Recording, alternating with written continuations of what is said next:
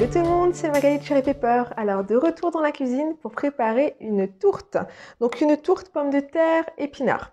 Donc c'est une recette que j'affectionne, que ce soit comme ça en semaine de temps en temps, comme un petit extra, quand j'ai un peu de temps, ou pour tout ce qui est repas de famille. J'ai déjà fait un 25 à midi, j'ai déjà fait à Pâques. Dans ce cas-là, quand on est nombreux, j'en fais simplement 2. Et c'est hyper versatile. Donc il y a la version classique qui est que aux pommes de terre. Vous pouvez totalement faire et préparer éventuellement à l'avance, congeler et cuire ensuite. Par contre, je l'ai toujours fait à la dernière minute. Donc vous pouvez congeler, mais je ne peux pas vous dire ce que ça change au niveau cuisson. Ça sera à vous de monitorer. Il faudra rallonger un petit peu la cuisson. Ou cette version-là qui est faite avec des épinards. Donc j'utilise des épinards surgelés. Donc là, du coup, vous ne pouvez pas recongeler. Mais si vous utilisez des épinards frais ou d'autres légumes frais, vous pouvez tout à fait préparer à l'avance, congeler et faire servir, enfin, chauffer juste avant que vos invités arrivent. Un autre truc qui peut être sympa, c'est d'en faire d'en faire 2 en fait. Préparer pour 2, en manger une tout de suite et puis en congeler la deuxième pour l'avoir pour plus tard. Je tenais aussi à remercier, tiens, tant que j'y suis, Lalou et Fleur qui nous ont soutenus sur Tipeee, excusez-moi, qui nous ont fait un gentil don avec un super petit mot. Ça nous a beaucoup touchés. On s'y attendait pas en fait. Ouais. Donc merci beaucoup. Et on va commencer la recette. Donc j'ai déjà coupé mes pommes de terre et j'ai haché mon oignon tout fin. Donc je vais ajouter divers ingrédients et on va mélanger. C'est vraiment, vous allez tout faire dans ce bol et puis ensuite vous montez la tourte. C'est hyper simple. Hein. Donc là, je vais ajouter mes épinards. Donc j'aime particulièrement les épinards hachés comme ça, surgelés, que ce soit pour mettre dans des soupes, pour faire un guémès. Je fais un mélange pommes de terre, épinards, enfin on fait dans la famille, on adore, ou simplement comme ça. C'est hyper pratique. Ensuite, on va ajouter notre assaisonnement, comme ça c'est fait. Donc il ne faut pas hésiter à saler, parce qu'il y a une grosse quantité de pommes de terre, plus les épinards, il va y avoir de la crème, il va y avoir du yaourt. Si c'est pas assez salé, il n'y a pas moyen de rattraper en fait. Hein. Donc goûtez à la fin pour voir si c'est suffisamment salé. Ensuite, c'est pas le genre de plat que vous pouvez saler par-dessus après une tourte. C'est l'appareil qui fait du poivre. Un petit peu de muscade, on reste dans les classiques, pommes de terre, épinards, muscade. Mais si ce sont des classiques, ce n'est pas pour rien, c'est parce que ça fonctionne super bien. Alors on peut mettre de l'ail frais, moi je vais mettre de l'ail en poudre. Une bonne cuillère. Allez, 1,5, on aime beaucoup l'ail dans la famille. Mais une suffit. Hein. Et je vais déjà mélanger une première fois.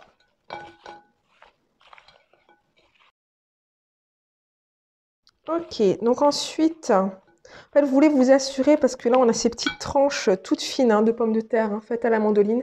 D'ailleurs, si vous n'avez pas de mandoline, vous pouvez le faire, mais il faut vraiment couper tout fin et la cuisson sera peut-être un peu plus longue. Plus vos tranches sont fines, plus ça va faciliter la cuisson. Et pareil, le choix de la pomme de terre aussi. Prenez plutôt une pomme de terre qui va se déliter facilement, pas une pomme de terre qui reste ferme, parce que c'est comme pour faire un gratin. Hein.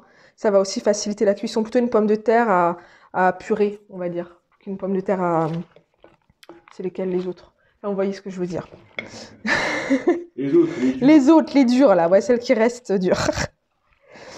On a d'ailleurs du mal à trouver des pommes de terre qui cuisent bien. Hein. Donc, ensuite, de la crème et un yaourt. Parce qu'en fait, c'est les variétés qui poussent facilement. Ils mettent, c'est pas forcément... Oui. Voilà. Le yaourt. En fait, il y a quelques années, je faisais ça de façon traditionnelle. C'est en fait inspiré du pâté creusois. Et normalement, vous mettez d'abord vos pommes de terre à cuire et puis en fin de cuisson, vous soulevez la pâte et puis vous ajoutez la crème. Et il y a toujours un petit peu ce stress de briser voilà, la pâte. Et finalement, je me suis rendu compte que ça allait très bien en faisant le mélange en amont.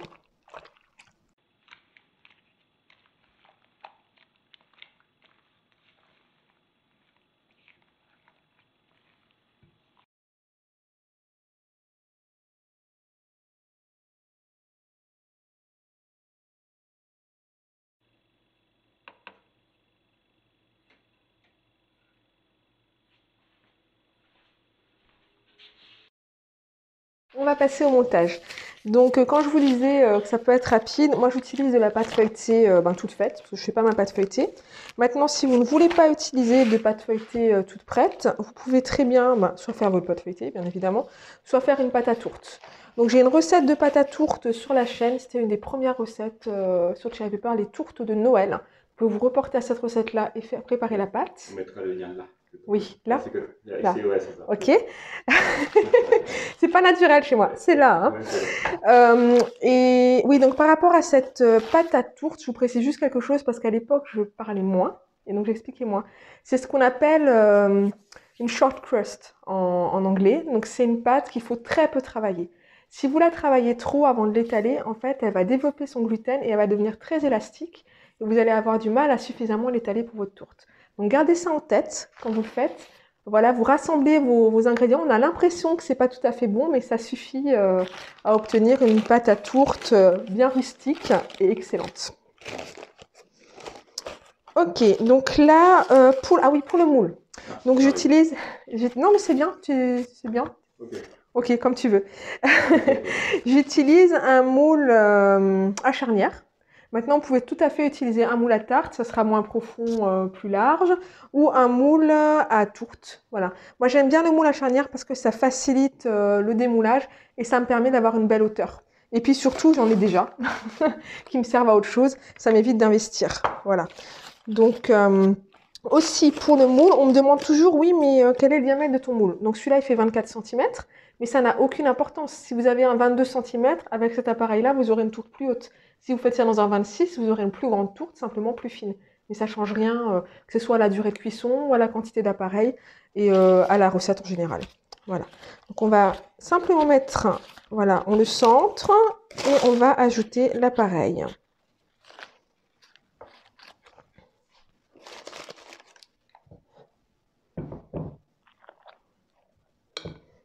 Je vais y aller franchement.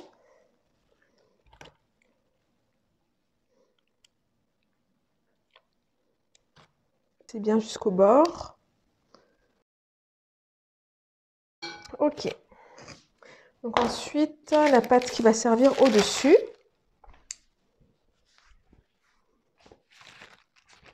On va prendre un petit peu de temps pour le montage, mais ça vaut la peine pour après, hein, pour le résultat. Donc là, en fait, mon rond de pâte, il est trop grand pour simplement le mettre au-dessus et puis souder. Donc je vais simplement prélever 1,5 cm, on va dire, autour. Voilà, c'est bon, ça n'a pas à être parfait. Hein. C'est juste pour pas me retrouver avec énormément de pâte à rouler sur les côtés et des gros boudins. Mais vous pouvez totalement la mettre complète si vous aimez avoir des gros boudins de pâte au niveau de la croûte. Là, l'intérêt aussi, c'est que si vous aimez faire de la décoration, vous allez avoir un petit peu de pâte pour faire de la décoration.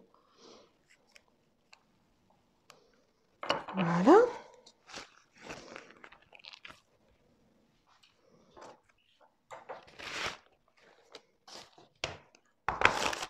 Et c'est parti.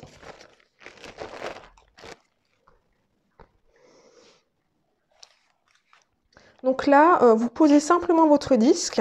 Et ce que vous allez faire, c'est que vous allez l'appuyer comme ça, creuser. Hein.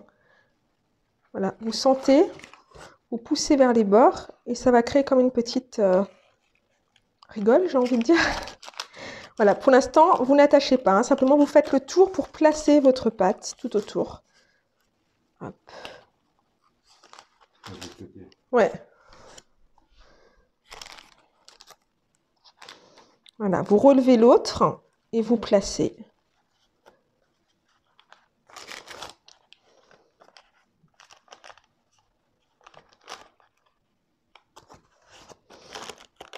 S'il y a un petit peu d'appareil qui remonte, c'est pas un problème, ça va aider à souder. Et on a encore une phase où on va rouler. Hein. Donc,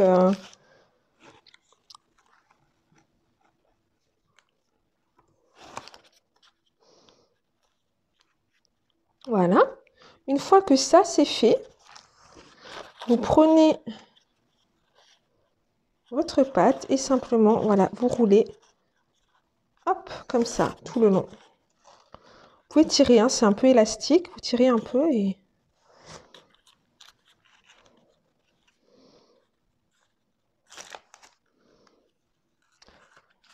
On ne cherche pas à obtenir un résultat parfait.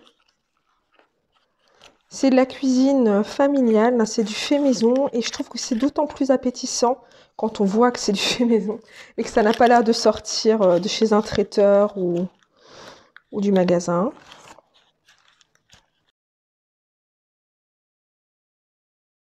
Et voilà.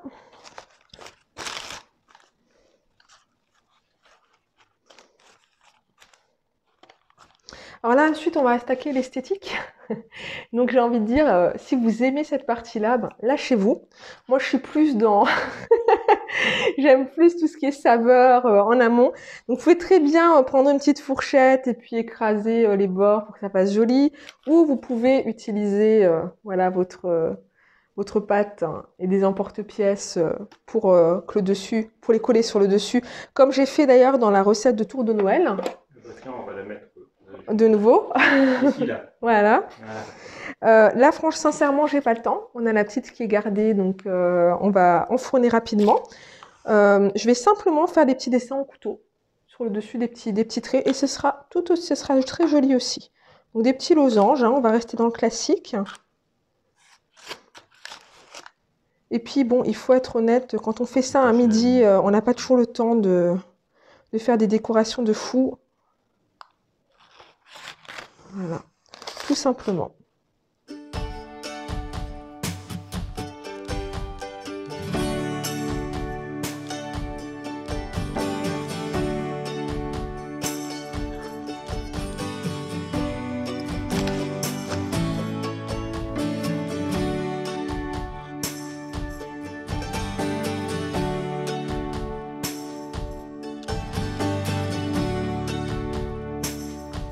Voilà. Donc je mets même pas de lait hein, sur le dessus, je ne badigeonne pas. J'ai remarqué que voilà, ça fonctionnait très bien sans. Donc je vais enfourner à 200 degrés pendant 50 minutes. Vous voulez vraiment que les pommes de terre soient bien cuites. Donc parfois ça m'arrive même de laisser 10 minutes de plus, de laisser 1 heure pour être certaine. C'est parti!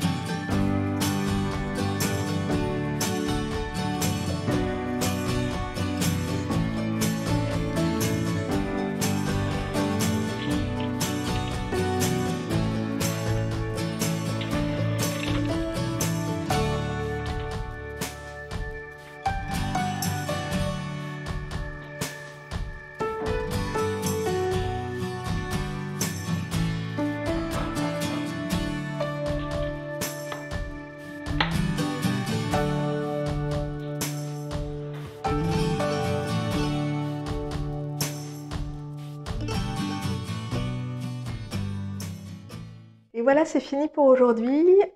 D'ailleurs, je voulais vous dire que si on a eu cette recette, si j'ai eu l'inspiration de filmer cette recette, c'est grâce à vous sur Instagram.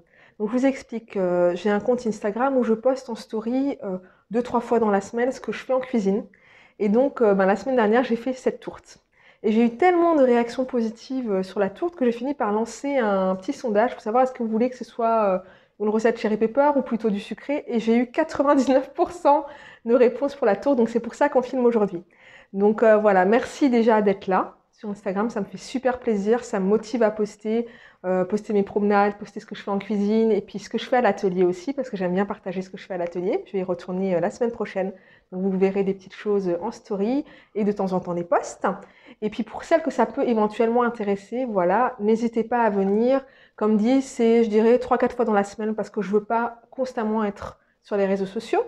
Et j'ai fait un petit test cette semaine, c'est que j'ai mis certaines stories sur YouTube.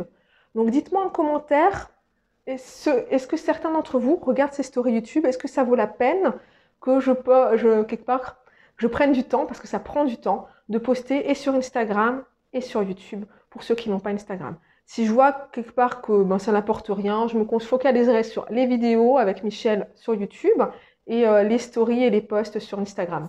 Voilà, comme ça les choses seront éventuellement séparées. Maintenant, si vous aimez voir les stories, dites-le moi, comme ça je continue. Même si c'est pour 3-4 personnes, c'est pas une question de nombre, mais si je vois qu'il y en a qui aiment, je continuerai.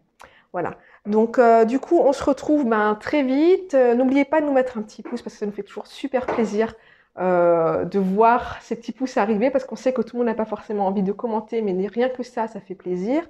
On se retrouve assez rapidement parce qu'on est productif en ce moment, hein, c'est pas pour dire. Hein. Je ne sais pas si vous avez remarqué le nombre de vidéos qu'on a mis en ligne depuis Noël. Hein. On est productif. Donc assez rapidement, soit dans une vidéo montée, soit sans doute dans un direct. Voilà, la semaine prochaine, je pense. Voilà. À très vite, je vous fais des bisous, je vous souhaite une belle semaine. Ciao, ciao!